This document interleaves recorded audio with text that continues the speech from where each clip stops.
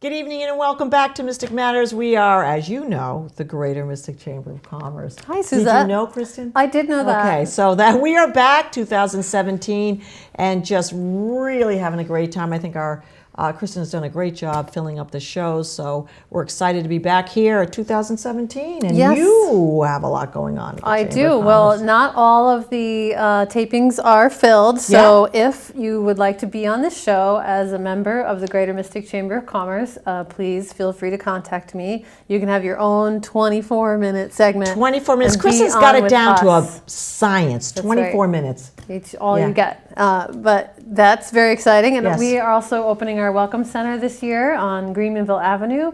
It's going to be a great resource for our members and especially for visitors coming to the area. We'll be able to direct them straight to the folks that we serve, the small businesses in our region. So we're very happy about exciting. And so what else is going on? Well, speaking of small business, the Downtown Mystic Merchants Association is having a fundraiser, and that's March 9th, Thursday night, at Chapter 1, the new restaurant downtown. And he has graciously provided us that venue. You can purchase tickets online at downtownmystic.org.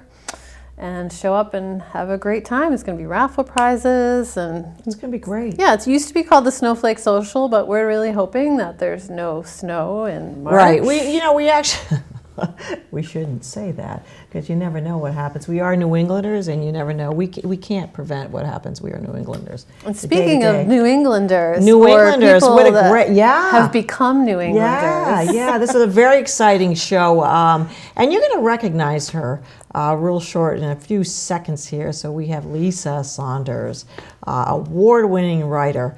And welcome, Lisa. Thank you. And you probably recognize her because Lisa hosts her own TV show here at SEC TV. And we just want to welcome her to Mystic Matters because she has a lot to say because in her heart, Mystic does matter. How do you like that? I know this for a fact. This is great. I met Lisa when she first came into town, and she showed up almost immediately at a Mystic Chamber function, and we got to talking, and we've been friends ever since. It's fantastic. And we've helped each other out business-wise, and we've been friends, And I've had you on my show with your drama troupe. What do you call your drama troupe? LaughWorks. Yeah, LaughWorks. I think it's fantastic. And that's the beauty of this town, Lisa, as you know. And so what we'd like to talk about is one of our favorite subjects, I guess all three of us, is Mystic. And dear to our heart, the actual, we call it a town, but is actually, as Lisa and Kristin know, a zip code. Okay, but we do have a very large presence. And Lisa came to Mystic in 2010. And one of the interesting things, Kristin, that we always talk about here, and I always talk about past, present, and a really bright future, but I've been entrenched here for many, many years in Mystic, and I always love it when an author comes by or someone new comes in, and because you see it through the eyes of someone else. When you grow up here in the area, you see it through your eyes, okay? And what's nice is, and I've had the opportunity to look through your wonderful books, 3 of them. Yeah, I have 10 books, but 3 I've written since I've moved to Mystic because this place is just full of stories that have to be written down. But your inspiration, what is this inspiration, Mystic Seafarers Trail? Tell us about these books. Well, Mystic Seafarers Trail actually started as a project with the Greater Mystic Chamber of Commerce. Moving here, nobody knew who I was. I'm a writer, and I just finished a successful story where I'm from, Rockland County, New York, and I did a story called The 7 Wonders of Rockland. And it got a lot of hits and press and all that, and I thought, okay, I should start off in Mystic, doing the 7 Wonders of Mystic, especially since my eyes were new. Your eyes, like you said, you've been here for years. Yeah. You might not know what's a wonder. You might look at something and say, oh, that's so cool, because you know the backstory. Exactly. Was Suzette one of the wonders? No? If I had met you, But it's interesting that you say that because we, having a 40th class reunion, and one of the things that they were brought up was just the idea of downtown Mystic, and we had, after a few cocktails, sort of this, who could name the stores way back when? in the 50s and 60s. And there's a little arguments here and there because, oh, I remember this and I remember that. So when we bring somebody like an award-winning artist to town, we love it when we see it through your eyes. So when I moved here, the first thing I noticed is, oh my gosh, you have something that looks like Noah's Ark on the hard ground at Mystic Seaport. And that was the Charles W. Morgan being worked on. And to me, I'm used to seeing maybe an RV in the driveway, from where I'm from. In Suffern, New York, and I come here and there's boats everywhere in the air and in little coats, those little winter coats you put on, plastic coats. I mean, the whole thing. And the people that you meet, they're all been somewhere or they're going somewhere. Right. And the dead people are just as interesting as the living ones. Your cemeteries fantastic. Are awesome. Lost at sea, sank when their ship went on fire. I mean, dramatic stuff. Where like I said, where I'm from, nobody even puts how they died because it's so boring how they die. It's usually some disease, and who wants to put that on their stone? Right, right. Here, right. If you go just through Elm Grove, and it's funny that you say that because, speaking of the Charles W. Morgan, to me, that's where all the weddings were at, and that was in the background. Trust me on this. Right. I have my wedding pictures. Charles W. Morgan, well, that's just right down the street. We have all our wedding pictures in front of it. The Elm Grove Cemetery, yeah, that's great. That's where my parents are buried. You know what I mean? So, again, there's history. And like I said, living where I live, the Historical Society put all those signs on houses saying who owned the house originally, the year of the house. That's fascinating because now you suddenly wonder, who is the sea captain? Everybody was a sea captain here, wasn't there? There were some normal people, like a blacksmith or whatever, but so that just makes you want to dig into the books and see what it was like. And through the Historical Society, you can find letters that women had written, I don't know where you are, I'm so anxious and miserable.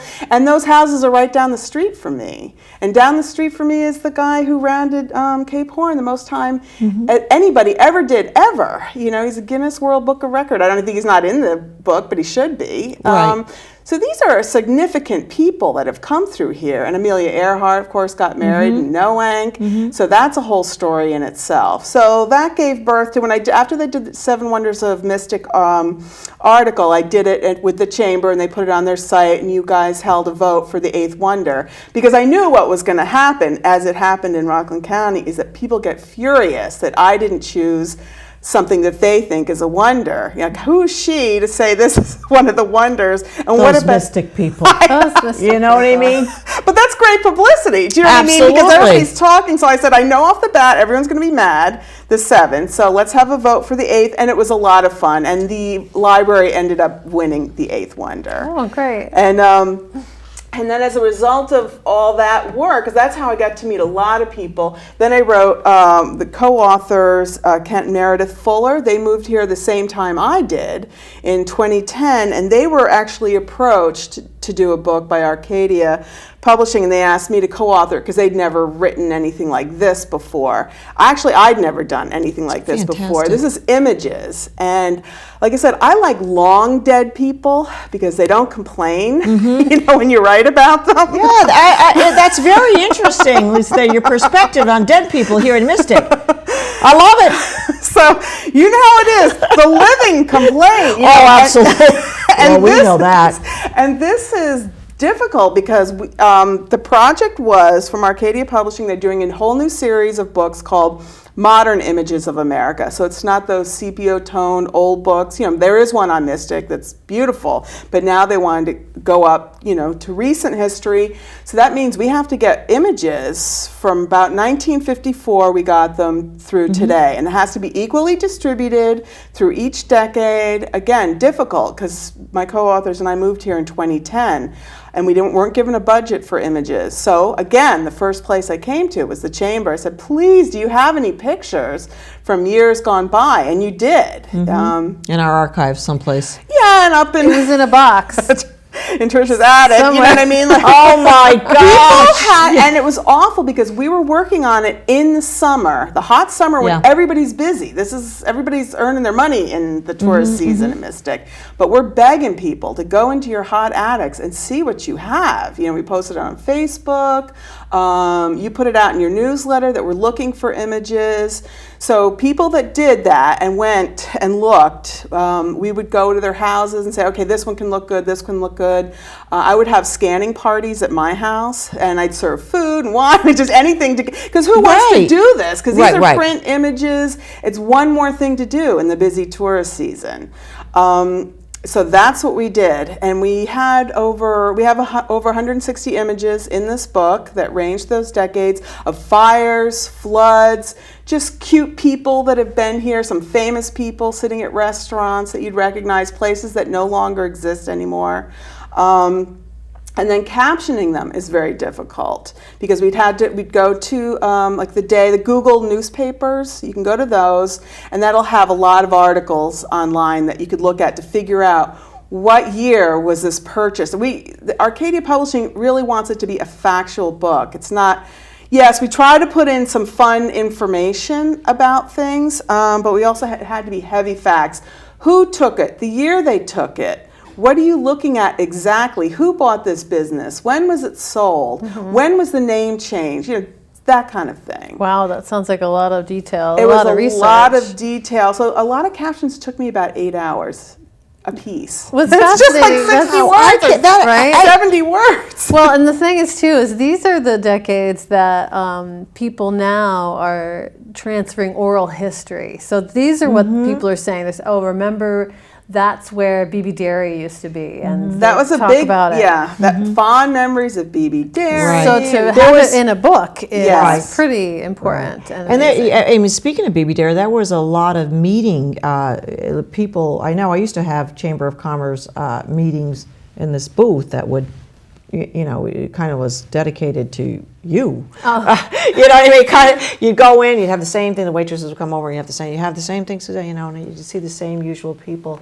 at BB's Dairy. So, but to translate that, Lisa, into history, for some of us that have lived there, we don't really think of it as You don't think of it as history, but then when people start looking at it, I love watching people look at it. Oh, I remember that. I just did that. Right. Going through it. I remember, I remember, and I found myself going, wow, you know, it just, and I have looked through that. That's fantastic. Thank you. That's fantastic. I mean, there's when you say a lot of work, how long, you've got 3 here, how long typically does it take from start to finish? Okay, this book, it's also one of my most recent, After the Loss of a Spouse, from Henry VIII to Julia Child. This was about 2 years of putting it together, but it was each chapter was a heavy month of researching and writing, because I have 18 famous widowers in this book. And I don't just tell their widowed years, it's how they met and fell in love. And I only used famous ones just because people know something about them. And they can relate to them. Yes. Or someone. Yeah, like George Burns, Mary Todd Lincoln, Martha Washington.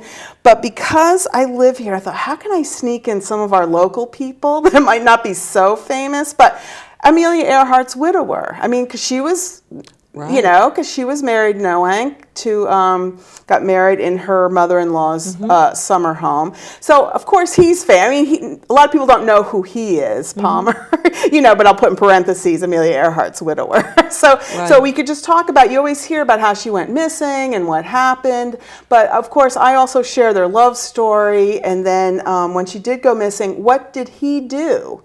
You know, because afterwards. Right. Yeah. What did he do those years afterwards? So I focus on that. And of course, his mother-in-law never really spoke to him once he had her declared dead after 1.5 years. So all these issues you don't really think about when somebody goes. And because of this book, Mystic Seafarer's Trail, I learned about a captain that was very interesting to me. He's in Elm Grove Cemetery. And during the Civil War, he was captured. A ship it was a Confederate ship, tricked him into thinking it was a Northern ship. I don't know, he got too close or something like that, and it was really a Confederate ship. They captured him, burned his ship, took him into prison. And so it's great because the Mystic Seaport's right nearby. I read letters that he wrote to his wife in Mystic. Oh, don't worry, we're fine here. Well, he wasn't fine here. This guy's a tough guy, and he's not fine in that Confederate prison. It was horrible. And he's talking about, oh, they must be skating in Mystic. Oh, little so-and-so, the daughter must be missing me. This was actually documented in it, right? Yeah. This is unbelievable. I had those letters, and I put it in Mystic Seafarers Trail, but I went, for this book, I decided, I felt so sorry for his widow, because what happened is he had this epic escape that I cover, and where he snuck out with 4 other guys, and it was just amazing 340-mile trip. And because he was a sea captain, the one thing he knew for sure was the North Star. At one point, guides were taking them along the wrong path. He said, this is not right. We have to be heading this way. And they finally believed him. And a newspaper reporter wrote a book about their escape. And so I just quote a lot of it, how they thought he was such a man, because he'd broken his ankle, and he's tramping through swamps and telling them how to go. He was a hero. He could help get these guys to safety. But then the poor guy dies in a steamship explosion in Texas's worst maritime disaster about 10 years later. And I felt so sorry for his widow, and I thought, oh my gosh, he lived through all that. The poor thing, because she's buried there too at Elm Grove. And I had no idea that, unbeknownst to me, my cousin who lived here years ago that I didn't know existed until I did my own research, I have a cousin here, and he married his widow. So you're saying, Lisa, Yes! you heard it here. Okay? This is not Dr. Phil, but I am going to tell you that this is real close at this point.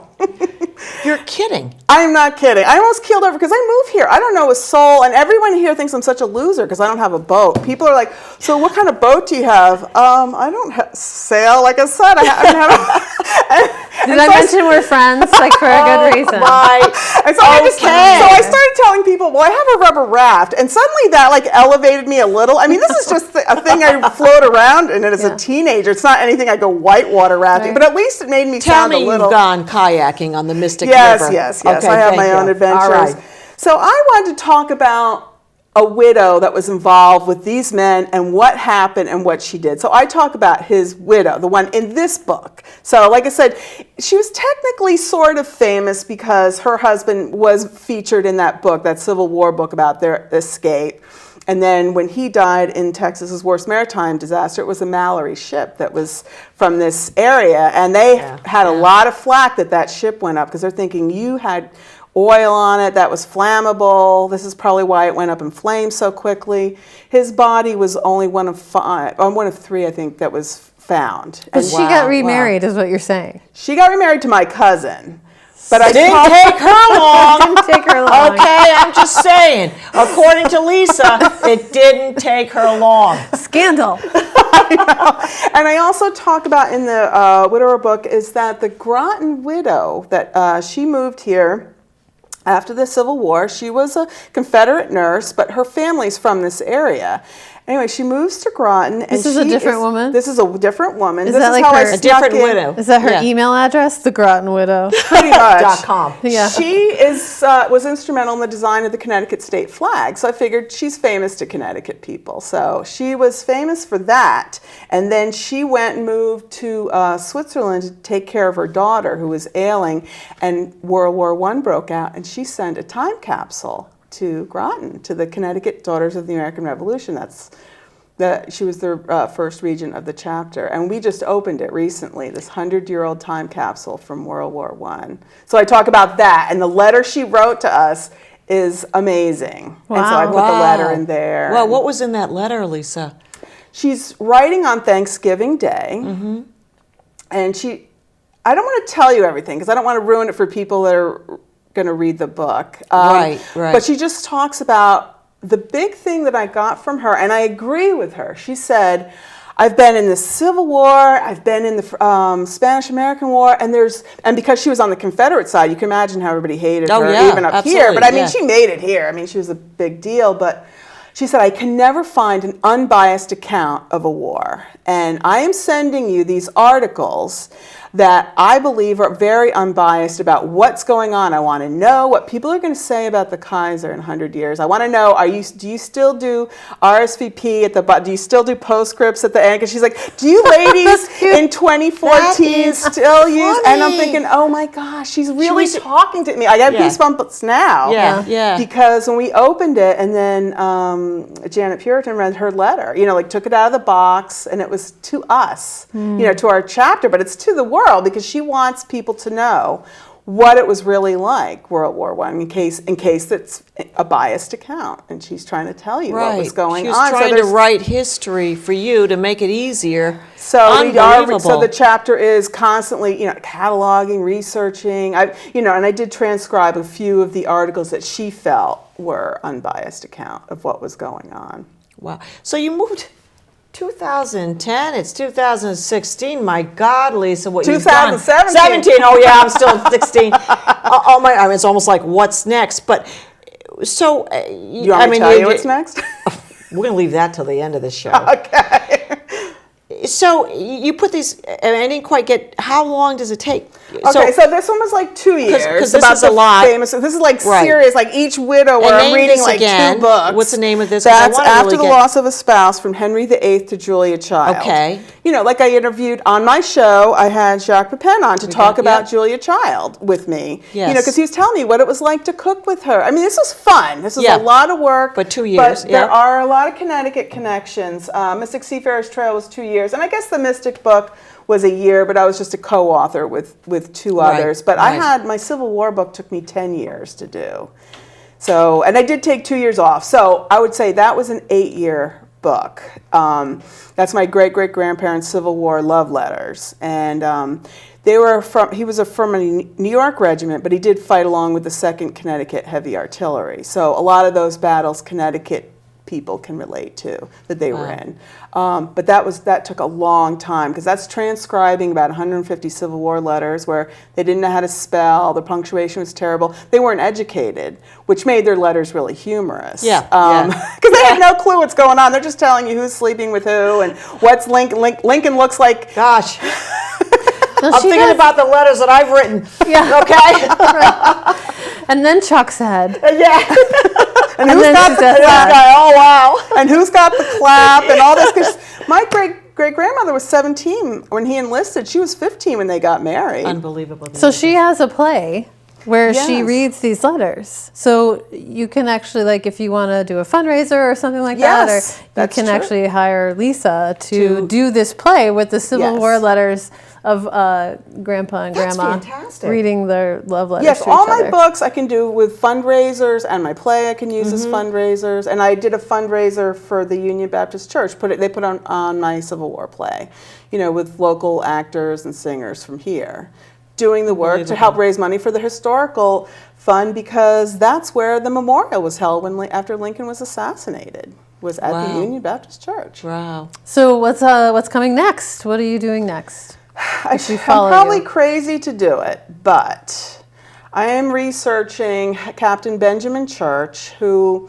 now that I live here, all my long dead relatives are coming back into my mind, because I can actually go to the places where they were. And Captain Benjamin Church is considered the father of the American Rangers, U.S. Army Rangers. Yep, the Army Rangers. Okay. Yep. But it's an unpopular topic, because he was a serious Indian killer. And, and if I bring him up, he killed a lot of Indians. Well, yes, he did. But that is history. And one of his men, who happened to be a Native American, actually killed King Philip, who was actually a Native American. His real name was Metacom.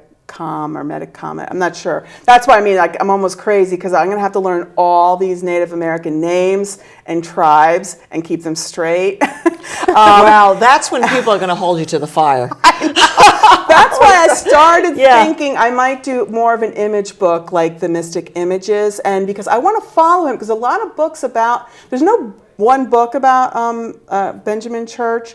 Even though the U.S. Army Rangers are interested in him, anyone that's interested in the King Philip's War, because this serious, horrible battle that's just sounds just as ugly as the Mystic Massacre. Happened after the Mystic Massacre. Denison was there, Mason was there. I mean, a lot of famous people are there at that, and it's brutal and awful, but it's in the woods, like it's South Kingston. It's hard to find in Rhode Island. I've tried twice.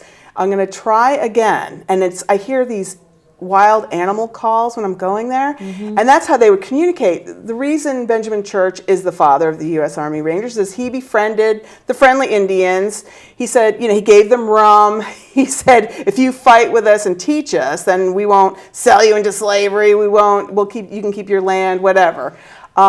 They were friends with him because he moved out of Plymouth Colony. He moved to Little Compton, Rhode Island, and was friends with everybody. He thought he would be friends with you. It didn't matter what your religion was, or if you weren't, a Christian. They were friends with him. They said, first of all, it's ridiculous that when they taught him how to fight, we can hear your thighs rub together in those clothes you're wearing. We hear your shoes sucking at the mud. Yeah.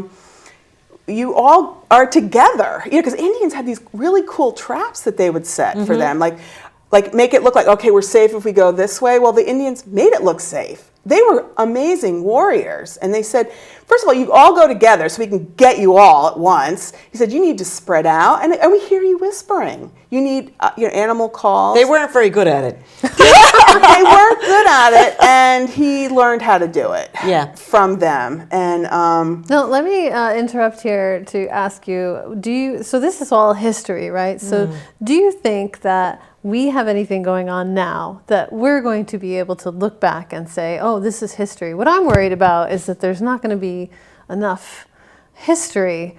It's all like communication between us and our emails. We were talking about that. That worries me to death. Question. That people don't. If you're talking, people should really print their emails. I never do it myself, okay?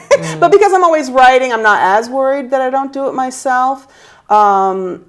But people really should be printing their emails, because my friends will tell me great stuff about something, and I said, please print that. You're going to wish you had that. Well, that's actually a very good question, Kristin, because we think about, again, if there's things that you should save and images that you think back historically, even just to Mystic, and look at today's Mystic, everything's just sort of out there in the cloud. And it should be documented, but it's easy to click that delete and not really have that documentation. Well, and pictures, I mean, how many pictures do you print? You probably take a lot of pictures, and how many do you actually print? You don't. Right. Like, my parents and my cousin still does it, but and then they send us pictures, and I say, oh yeah, that, and I've got photo albums, but they're 10 years old. So it is really, really important to have some kind of documentation. And what I appreciated in my Civil War book is that my great-great-grandfather understood that. He was writing to his wife, and he said, I want you to save all my letters, and I'm going to save yours. And after the war, all his family sent them he wanted to collect them, and because of that, I had this collection. It kind of goes back to the emails that my niece and nephew send me.